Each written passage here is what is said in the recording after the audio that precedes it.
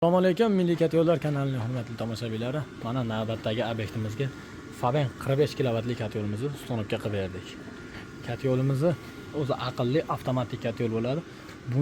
Bunker qismiga ko'mirni solib qo'yib, xuddi shu yerdan mana ko'mirlar solib qo'yib, mana shu shneg orqali o'zini miyasi orqali gradusga qo'yib qo'ysangiz, aytgan gradusda o'chib yonadi. Kat yo'limizni yonish jarayoni ko'mir zaplab berganmiz. Juda ham chiroyli bo'lib ishlab beryapti. Kat yo'limiz Turkiyada ishlab chiqarilgan Faben firmasining aqlli avtomatik kat yo'li. Chiroyli bo'lib ishlab beryapti. Kat yo'limizni o'zining aqlli miyasi bor.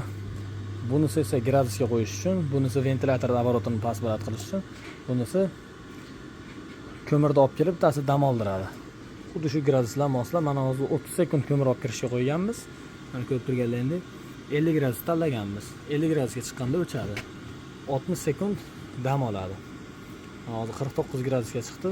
Xudo shu 50 gradusga borganda mana 50 ga qo'yganmiz, 50 da o'chadi.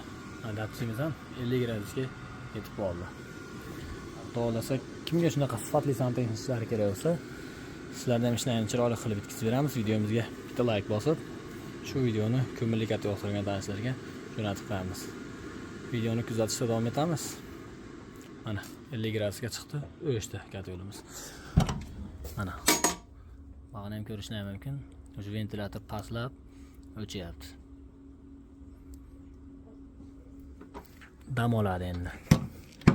Qachonki 50 gradusdan tushganda uyda sistemasi yana sekin ishlaydi. Hozir mana gradusga qo'yish mana 51, 2, 3, 55 gradus tanladi. Mana yondi yana. Kimga shunaqa sifatli ishlar kerak bo'lsa, ekranda raqamlarga aloqa chiqarasizlar. Shunaqa sifatli santexniklar qilib, ko'mirli kat yo'lga olib borib, ustunovga qilib, joylarga mos qilib uylarni isishini, qishda issiq bo'lishiga kafolatni beramiz. Videomizga bitta like bosib, shu videoni ko'mirli kat yo'l qilgan tanishlarga yuborib qo'yamiz.